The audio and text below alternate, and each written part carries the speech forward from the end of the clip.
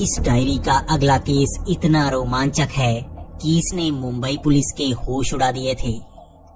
ये सर्दियां 2000 सन की थीं। तब शहर में काफी ज्यादा चहल पहल हो रही थी और तभी मुझे पुलिस का फोन आया। यहाँ पर कुछ ऐसा हुआ था जिसे वो आम जनता को बताना नहीं चाहते थे। मैं जब उस जगह पर पहुंचा तो वहाँ पर एक पार्टी हुई थी। ये पार्टी एक बच्चे की बर्थडे पार्टी थी और वहाँ पर उस बच्चे का कत्ल हो चुका था। उस बच्चे को बेरहमी से मारा गया था और उसके सीने पर कई चाकू के निशान थे। हमें ये पता लगाना था कि उसका कत्ल किसने किया था, लेकिन चश्मदीद गवाह यही बता रहे थे कि उसे किसी जोकर ने मारा था। किसी ने जोकर के कपड़े पहन रखे थे और उसकी आंखें पूरी तरह से लाल थी। उसका चेहरा नजर किसी को नहीं आया, फिर भी उसने इस कपड़ों को पहना था और उसकी चाल को बताने वाले वहाँ पर कई चश्मदीद गवाह थे। जब वो उस बच्चे को मार रहा था तो कई लोग वहाँ पर थे, लेकिन वो उसकी मदद नहीं कर पाए क्योंकि वो बहुत तेज था और बड़े ही तेजी से वहाँ से भाग गया। लेकिन हैरानी की बात कि बाहर सिक्योरिटी गार्ड खड़े थे। उन्होंने ना तो किसी जोकर को अंदर आते हुए देखा और ना ही बाहर जाते हुए देखा। और वहाँ पर तो सिक्योरिटी कैमरास भी लगे हुए थे। यानी ये बात साफ थी कि वो आदमी उस जोकर के कपड़े पहनकर अंदर नहीं आया था। उसका चेहरा जरूर ही उन कैमरों में नजर आया होगा। हमें उसका चेहरा जानना था। हमने हर गेस्ट की रिकॉर्डिंग देखी, वो कहाँ कहाँ गया और अंदर कौन कौन आया, कौन उस समय अंदर कपड़े बदलने के लिए गया था। हमने सब कुछ चेक किया, लेकिन हमारा शक किसी पर नहीं आ रहा था। वहाँ पर वो सब मौजूद थे, लेकिन वहाँ पर सिर्फ एक ही आदमी नहीं था, विक्रांत शर्मा, उस बच्चे का चाचा। वो उस समय वहाँ पर नहीं था और जब उसका कत्ल हुआ तो वो बाहर की तरफ गया था। हमारा शक उस पर पूरी तरह से था क्योंकि जब वो बाथरूम गया था उसके बाद ही जोकर बाहर आया और उस जोकर ने उस बच्चे को मार दिया। हमारे लिए ये केस बड़ा ही आसान सा था क्योंकि उसके चाचा ने ही उस बच्चे को मारा होगा।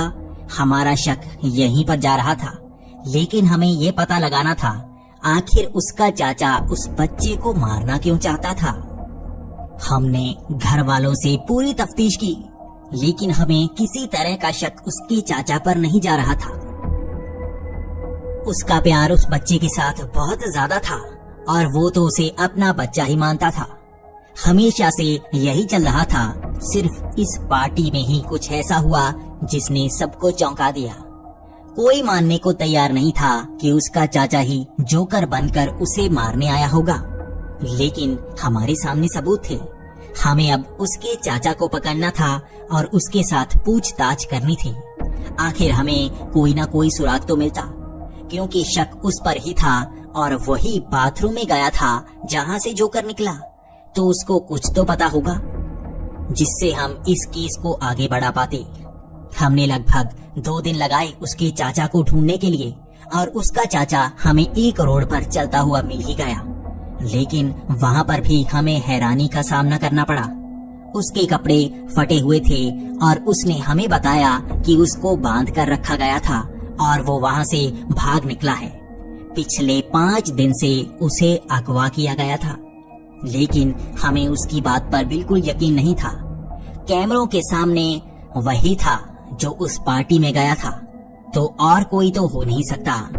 आखिर उसका हम शक्ल बिल्कुल नहीं है, उसका कोई जुड़वा भाई भी तो नहीं है, तो वही पार्टी में आया था और उसने उस बच्चे को मारा। लेकिन हमने उससे बहुत पूछताछ की, वो मानने को तैयार नहीं था। मैंने हर तरह के क्रिमिनल के साथ बात की है, उससे पूछताछ की है, उसकी पिटाई की है। हम मुजरिम को एक ही झटके में पहचान जाते हैं, लेकिन उसकी आंखें सच्ची थी। मुझे क्यों उस पर शक नहीं हो पा रहा था। मुझे ऐसा लग रहा था जैसे उसे फंसाया जा रहा था, लेकिन उसने बाद में जो बताया उसने हमारे होश बिल्कुल फाख्ता कर दिए। उसने कहा कि उसे अगवा एक जोकर ने किया था। हमने उससे जोकर का चेहरा जानने की कोशिश की तो वो और भी अजीब बात कर रहा था। उसने कहा एक बार उसने जोकर को मास्क उतारते हुए देखा था। वो काफी दूर था और बाथरूम से मैंने शीशे में उसकी झलक देखी। उसका चेहरा उसके साथ मिल रहा था। उसका हम शक्ल ही हो सकता है ऐसा। हम भी हैरान थे, क्या सच में उसका हम शक्ल यहाँ घूम रहा था जिसने ये कत्ल किया था? हमारे लिए केस थोड़ा सा उलझ गया था। हमने उसे छोड़ने का बिल्कुल मन नहीं बनाया, लेकिन हमें उसका हम शक्ल भी पकड़ना था। वहां पर जोकर का मास्क पहनकर कोई तो उसको फंसाने की कोशिश कर रहा था। हमें इस बात का पता लगाना था। लगभग एक दिन हम वहां से दूर रहे और उसके हम शक्ल को ढूंढते रहे, लेकिन तभी हमें एक ऐसी खबर सुनने को मिली जिसने हमें और ज्यादा हैरान कर दिया। हमें ये पता लगा कि उस बच्चे का चाचा लॉकअप में ही मारा जा चुका था। किसी ने उसका कत्ल कर दिया था और हमें अब इस केस को और उलझते हुए देखना था। हम जब पुलिस स्टेशन में पहुंचे तो वहां पर हमें कैमरे चेक करने थे। आखिर कौन वहां पर आया और इतनी पुलिस के बीच लॉकअप के अंदर मार कर चला गया? हमारे लिए ये काफी अजीब से हालात थे। हमें ये समझ नहीं आ पा रहा था कि ऐसा कैसे हो सकता है। आखिर किसकी हिम्मत है कि वो पुलिस स्टेशन के अंदर घुस सके, और आखिर उसे यहाँ मारने की क्या जरूरत पड़ गई थी? लेकिन हमने हर किसी से जानने की कोशिश की कि इस पुलिस स्टेशन में वो कौन आया जो अजनबी होगा, जो यहाँ का नहीं होगा, क्योंकि लॉकअप वाली साइड कोई नहीं जा सकता। वहाँ पर सिर्फ पुलिस वाला ही जा सकता है, और वैसे भी दोपहर के वक्त वहाँ पर ज्यादा लोग नहीं होते और मुंशी डिपार्टमेंट के कमरे में बैठे होते हैं। उसी वक्त उसका कत्ल किया गया, लेकिन वहाँ पर सिक्योरिटी कैमरास लगे हैं। हमें ये बड़ी ही आसानी से पता लग सकता है आखिर वहाँ पर हुआ क्या है। लेकिन हमने कैमरे चेक किए तो हम और ज्यादा हैरान हो गए। वहाँ पर जोकर के कपड़े पहनकर कोई लॉकअप के अंदर तक घुस गया और किसी को पता नहीं चला। उसने उस जोकर के कपड़ों में उस इंसान को मारा था। ये अब और उलझता हुआ केस था। आखिर किसने जोकर के कपड़े एक कमरे में जाकर बदले और वो अंदर आकर उसको मार पाया? और बाहर का कैमरा चेक करने पर हमें ये पता चला कि कोई भी पुलिस स्टेशन के बाहर जोकर के कपड़ों में ना गया ना अंदर आया था। तो किसी ने वो कपड़े अंदर ही बदले थे। तो वो कौन हो सकता है? हमने पूरी रिकॉर्डिंग चेक की, लेकिन वहाँ पर कोई बाहर का आदमी नजर नहीं आया। वहाँ पर सिर्फ पुलिस वाले ही आए थे। अब हमारे शक की सुई पुलिस वालों पर घूम रही थी। हमने हर किसी से पूछताछ की। उस कैमरों को ध्यान से चेक करने पर हमें पता लगा इंस्पेक्टर अजय उस समय बाथरूम गए थे। वो बाहर आए ही नहीं। वहाँ से जोकर बाहर आया जिसने वो कत्ल किया। उसके पास लॉकअप की चाबी भी थी जो सिर्फ इंस्पेक्टर अजय के पास होती है। उसके बाद वो कत्ल करने के बाद वो दोबारा बाथरूम गया और उस बाथरूम से इंस्पेक्टर अजय बाहर निकले। हमारे लिए केस साफ था, लेकिन हालात बिल्कुल पहले जैसे। क्या यहाँ पर भी कुछ गड़बड़ हो सकती है? आखिर इंस्पेक्टर अजय को तो पता था कि यहाँ पर कैमरे लगे हैं और उनके बचने के कोई चांस नहीं होंगे, तो उन्होंने उसे लॉकअप के अंदर मारने की कोशिश क्यों की? क्या उन्हें उससे कोई खतरा था? लेकिन अब इसका जवाब हमें इंस्पेक्टर अजय ही दे सकते थे। हमें अब इंस्पेक्टर अजय की तलाश करनी थी। ये केस उलझता जा रहा था और हमने इंस्पेक्टर अजय की तलाश शुरू कर दी। हर जगह पूछताछ की गई। जिसको भी इंस्पेक्टर अजय जानते थे उसके घर गए। वहाँ पर भी जानने की कोशिश की कि वो कहाँ जा सकते हैं। पूरे 2 दिनों बाद हमें ये पता चला कि इंस्पेक्टर अजय की लाश मिल चुकी है। उसकी लाश एक गोदाम में मिली थी, जहाँ पर उसे पिछले 7 दिनों से बांध कर रखा गया था।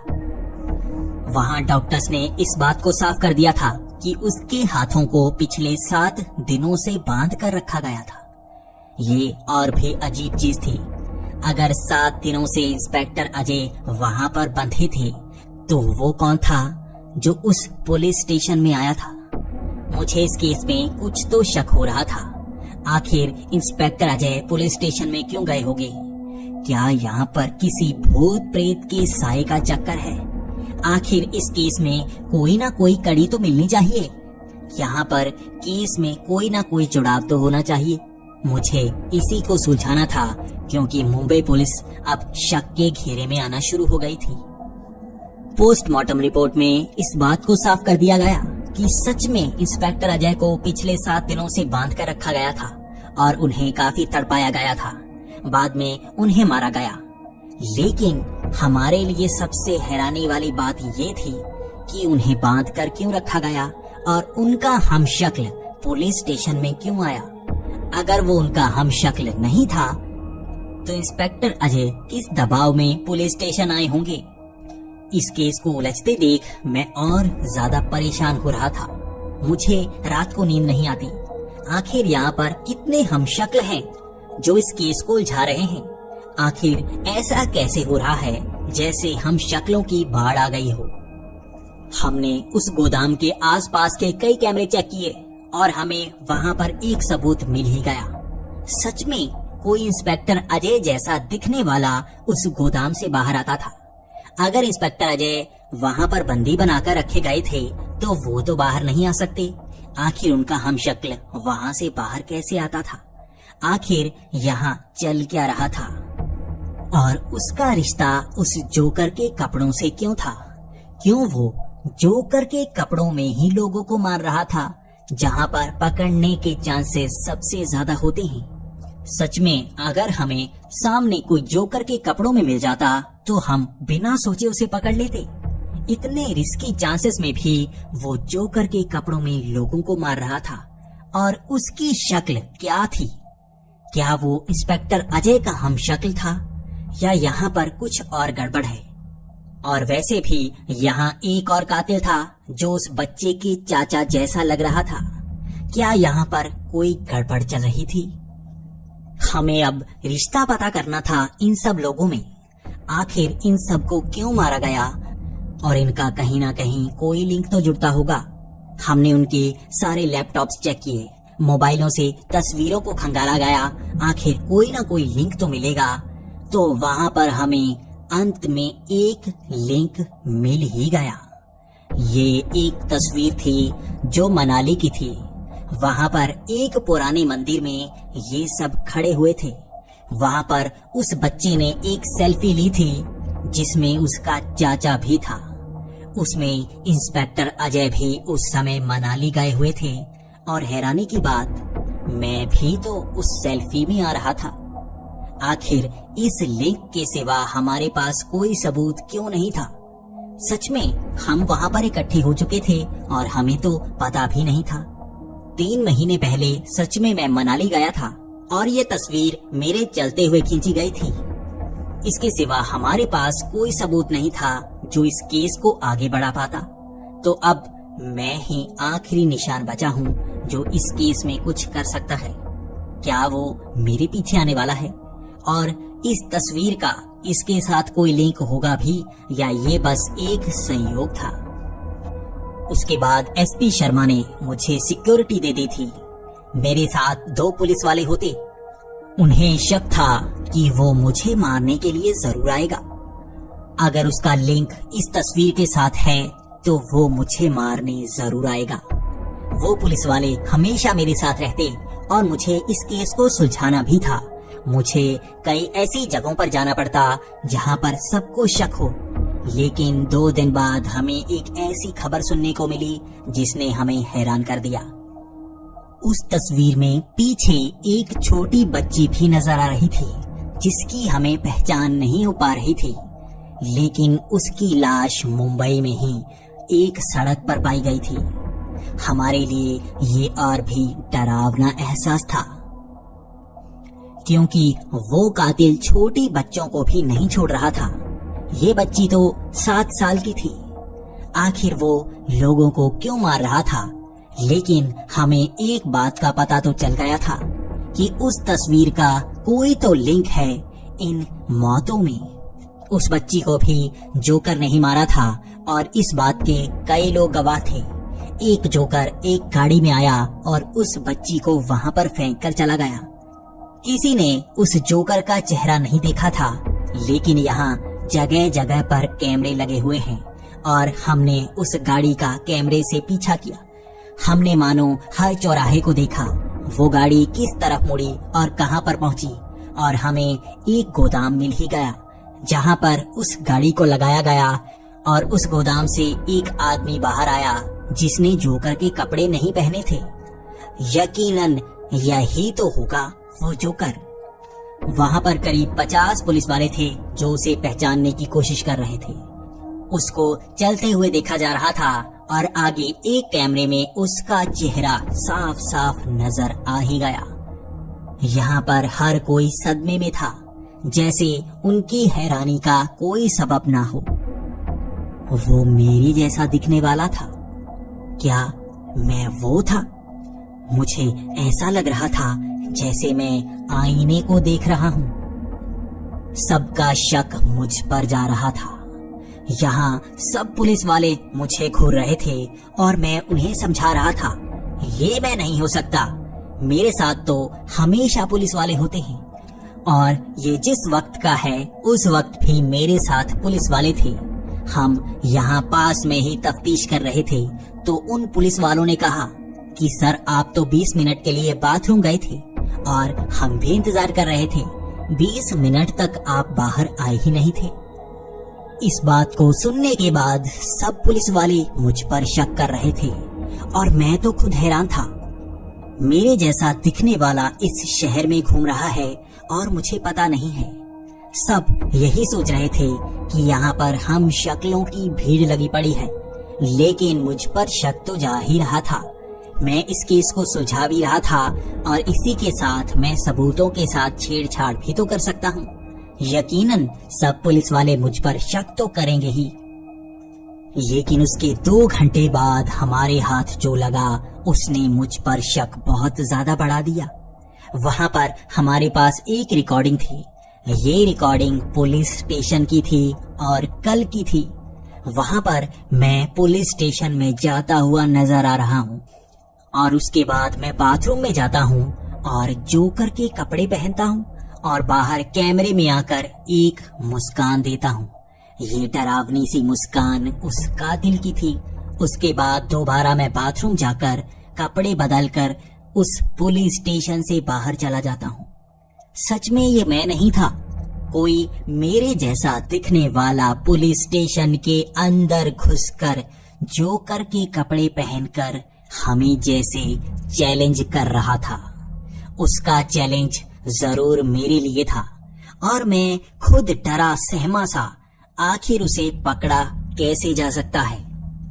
सबका शक मुझ पर ही था। वो सोच रहे थे कहीं मैं तो कुछ ऐसा नहीं कर रहा जिससे इस केस को उलझाया जा सके, लेकिन मैं तो खुद सहमा हुआ था। आखिर ऐसे कातिल को रोका कैसे जा सकता है जिसके पास हर तरह के हम शक्ल हों। मेरा हम शक्ल भी। क्या वो प्लास्टिक सर्जरी कर रहा था, लेकिन उसमें रिकवर होने में भी बहुत समय लगता है। क्या भूत प्रेत हम पर कंट्रोल कर सकते हैं? क्या सच में मैं उस समय पुलिस स्टेशन गया हो सकता हूँ? क्या उसने मेरे शरीर पर कब्जा कर लिया होगा? मुझे तो सच में खुद पर ही शक होने लगा था। क्या अब आने वाला नंबर मेरा ही था? तभी वहाँ एसपी शर्मा मेरे पास आए और मेरे कान में बुदबुदाने लगे, मुझे तुम पर यकीन है, यहाँ कुछ तो गड़बड़ है, तुम्हें बचकर रहना होगा। तभी मैंने भी एसपी शर्मा को इशारा कर दिया, कोड रेड। उसके बाद एसपी शर्मा वहां से चले गए। किसी को इस बात की समझ नहीं आई आखिर इसका मतलब क्या था, लेकिन ये हम दोनों के बीच की बात थी। एसपी शर्मा मुझे बहुत सालों से जानते थे और हमने ऐसे ऐसे केस सुलझाए थे कि कोई समझ ना पाए। वो मेरे साथ कई भूत प्रेत के केसों में भी थे। उन्हें पता था ऐसे हालातों को कैसे संभाला जाता है और मैंने सिर्फ कोड रेड कहा। इसका मतलब था कि हालात काबू से बाहर हैं और मुझे खुद पर भी शक है। एसपी शर्मा भी समझ गए होंगे कि मैं खुद पर शक कर रहा हूँ, इसका मतलब भूत प्रेत का किस्सा भी हो सकता है या मुझे हिप्नोटाइज किया भी हो सकता है। वो खुद ही कोई प्लान बनाएंगे जिससे वो इस केस को सुलझा पाएंगे, लेकिन उसका हर कदम मुझे भी पता नहीं हो सकता। यकीनन एसपी शर्मा कोई तो प्लान बनाएंगे। और वहां पर सबने यही कहा कि मुझे दोबारा उसी मंदिर में जाना होगा जहां पर मनाली में इस तस्वीर को खींचा गया था। वहां पर कुछ तो होगा। मैं अगली ही फ्लाइट लेकर सीधा वहां पहुंचा और वहां पर उसी मंदिर में खड़ा मैं ये देखने की कोशिश कर रहा था यहाँ पर गड़बड़ हुई कहाँ पर। यहाँ तो कई लोग थे, लेकिन उस तस्वीर में सिर्फ उतने ही लोग आए। मैं याद करने की कोशिश कर रहा था आखिर इनकी समानता क्या है, तो मुझे याद आया कि हम इतने ही तो उस मंदिर की पुरानी सीढ़ियों पर उतरे थे। उससे उतरकर नीचे आकर ही हमने ये तस्वीर खींची थी, इसलिए इसमें सिर्फ इतने ही लोग थे। बाकी सबकी भीड़ तो बाहर ही घूम रही थी और वहाँ पर एक बोर्ड लगा था, इसके नीचे ना जाएं। और हम हंसते हंसते यहाँ से नीचे आ गए थे। मैं ही तो वो पहला था जो इससे नीचे आया था।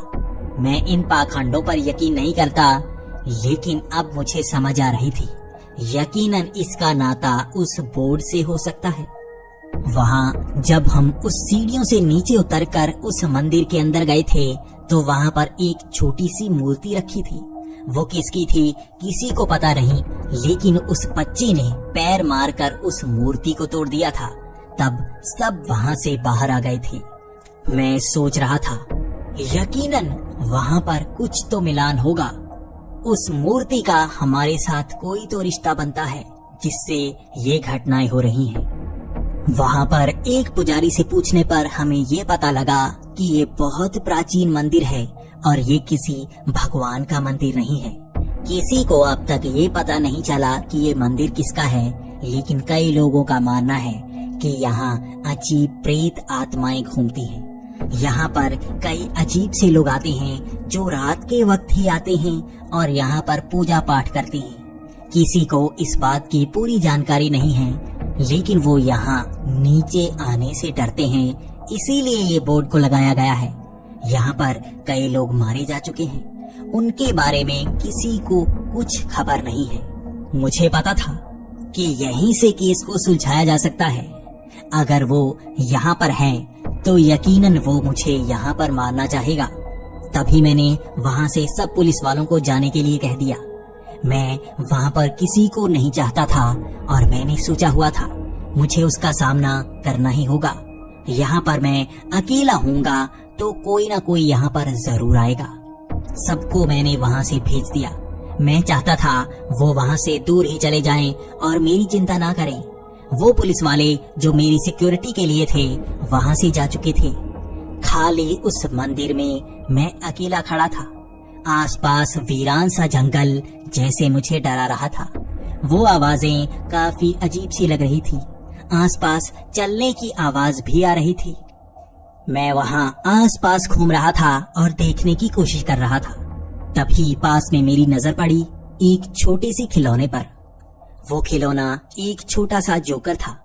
मैंने ध्यान से देखा तो ये चेहरा वैसे ही जोकर का था जैसा उस कपड़ों को पहनकर लोगों को मार रहा था।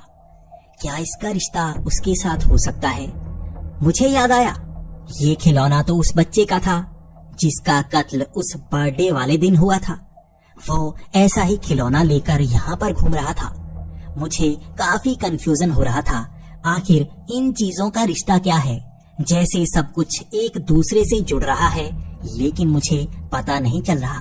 तभी वहाँ पर अंधेरा हो रहा था।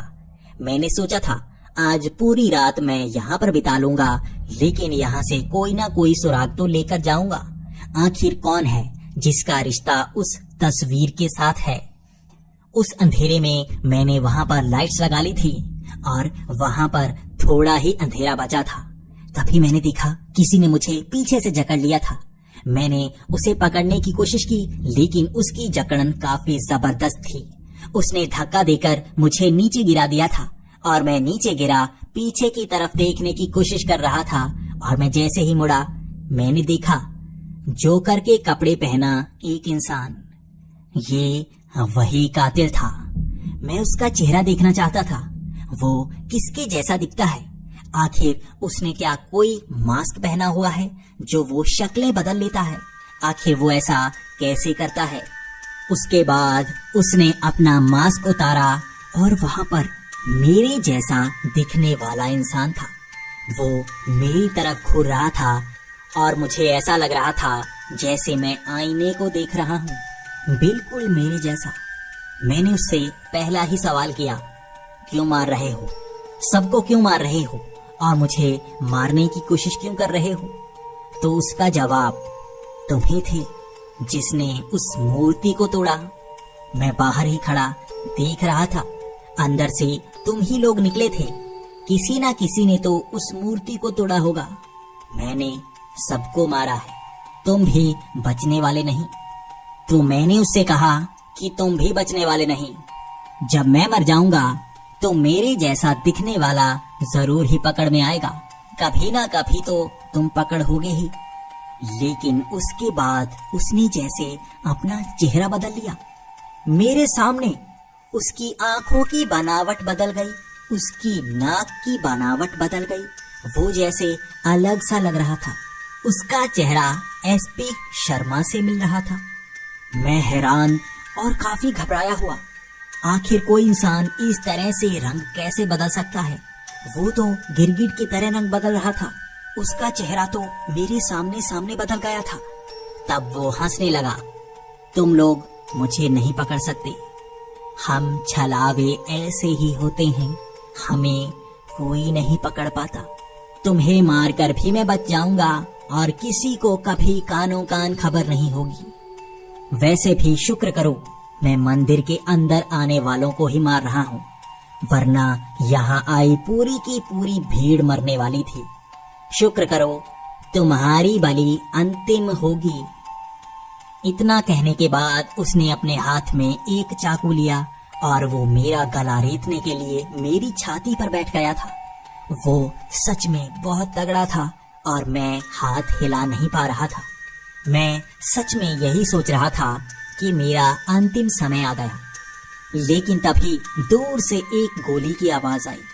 वो गोली की आवाज पास के एक पहाड़ से थी और उसके बाद वो छलावा मेरे पास ही गिर गया। ये गोली उसके सर के आर पार हो चुकी थी और 15 मिनट के अंदर ही वहां पर पुलिस वालों की भीड़ आ गई। वो सब मुझे जिंदा देखकर काफी खुश थे और वहां मरे पड़े उस जोकर को देखना चाहते थे। लेकिन मैंने भी उसकी तरफ देखा तो वो जैसे सड़ रहा था। उसके अंदर से खून नहीं, सड़ा हुआ पानी निकल रहा था। उसकी बदबू हम सूंघ नहीं पा रहे थे और वहां पर 2 पुलिस वाले उस बदबू को सूंघकर बेहोश हो चुके थे। ये कितनी गंदी बदबू थी। हम दूर दूर हो गए और हमने अपनी आंखों के सामने उसे पानी बनते हुए देखा। वो पानी जमीन में समा गया।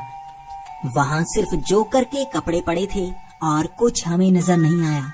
वो बदबू भी धीरे धीरे हवा में चली गई और वहां कोई नामो निशान नहीं बचा।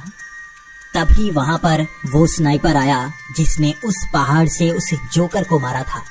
मैंने उससे बातचीत की तो उसने कहा कि हमारे जैसे 3 स्नाइपर दूर से आप पर नजर रख रहे थे।